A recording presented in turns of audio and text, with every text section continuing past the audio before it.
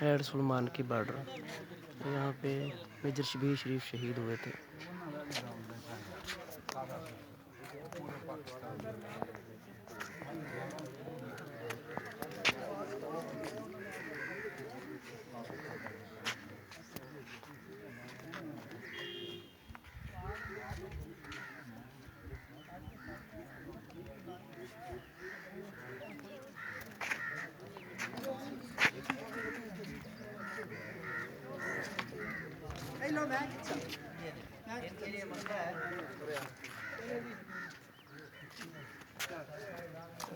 बाबा जी आ रहे हैं जबरदस्त।